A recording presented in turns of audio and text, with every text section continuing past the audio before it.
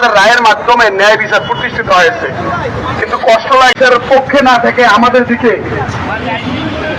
দিকে না তাকিয়ে কাল বিলম্ব করে আমাদেরকে কষ্টে ফেলেছে।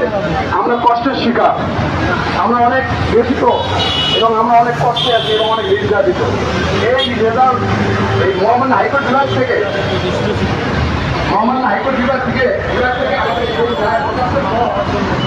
এই রায় প্রকাশের পর যথার সময়ে যথাযথভাবে এবং আমাদের অন্যান্য ভাই